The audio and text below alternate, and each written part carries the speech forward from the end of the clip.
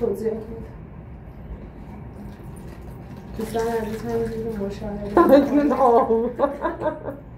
دوستان عزیز همینجوری مشاهده میکنید برای درست کردن ماست یه مقدار آب برمیداریم گچ میدیم پشل تو آره بعد این گچ مراحل آب تو گچ رو نمیتونیم نشونتون بدیم چون یه حال بدیه اون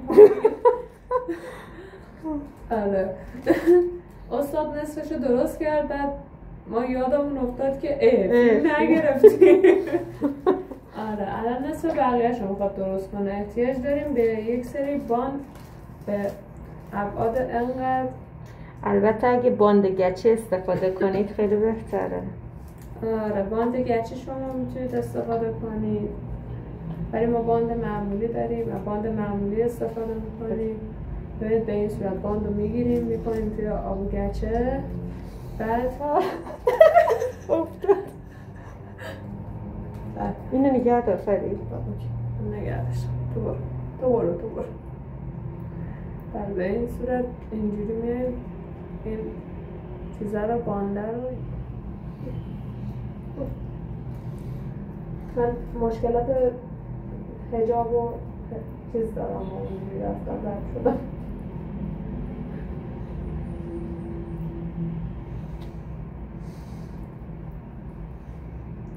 خب الان باش چقدر بانده رو بزرگ بریدی؟ باش من ببخشمش دیگه کار دیگه بسیم نمی‌فهمم ماسکشو نگه داشتم بازم قلابازی در میاد واسه دونستم خیلی عجیبه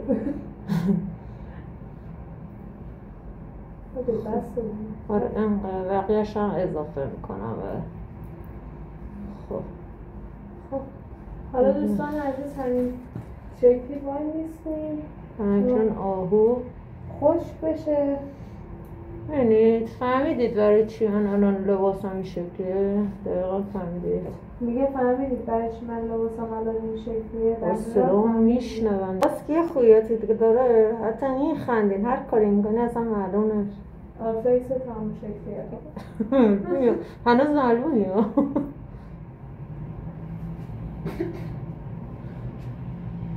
چشم احساس میکنم داغون شد از بس مواد تابات کشتلا خیلی آره حرف میزنه اصلا انگار نه انگار آره دیگه میگم ماسک میزنه اینجوریه بچه ها یه چیز فلسفه بگم ماسک اینجوریه ها آدم ها معلوم نمیشن که چی تموم شد؟ خیلی تأثیر گذاشت دارن که تأثیرات لازمه رو برای شما گذاشته باشه این یادم آداش اینجا بیار چه کنیم بعد هر جا دوستان عزیز احساس کردیم گچش کمه خوب برنامه نشده اون تیکه رو گچ میگیریم دوباره بچه ها یعنی جوری گچ گرفتن دیگه تکون نمیخوره الان دیگه نیازی نیست سریسا نگرده خب یه توضیحی هم به بینندگان محترم بده که تو برای چی داری اینو درست میکنی برای اون نقشی که میخوام در هالووین داشته باشم در نقشی که تو هالووین میخواد داشته باشه داره اینو درست میکنه نقشش که تا فردا خوش بشه و شروع کنیم به نقاشی کردنش آره میخواد خوشگل بشه حالا تو هالووین نشونتون میده حالا یکم وای میستیم تا گچ خودشو بگیره که خوبی گچ اینه که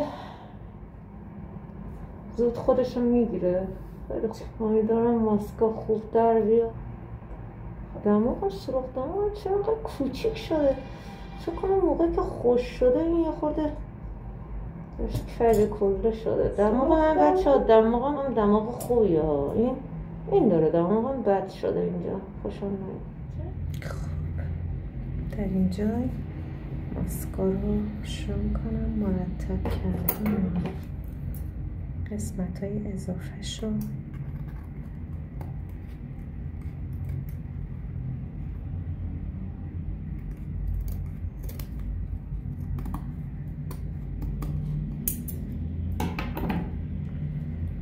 دوباره این مقدار گچ بهش اضافه میکنم یعنی قشنگ صاف و سیپش میکنم مرتبش میکنم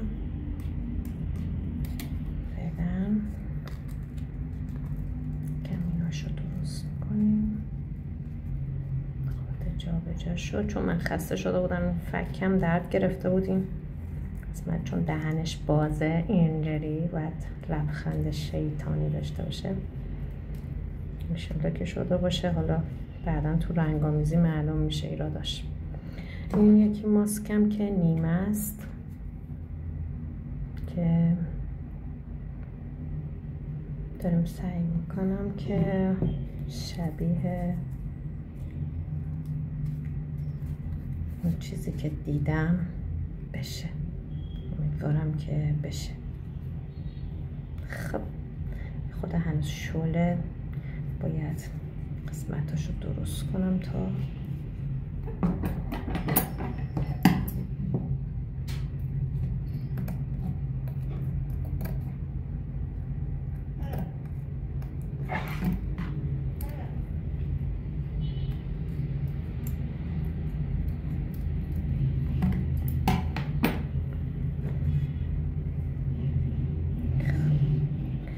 نظرم خوب شده. اسکای هالووین. باید اینجا هاشو یکم اصلاح کنم، درستش کنم.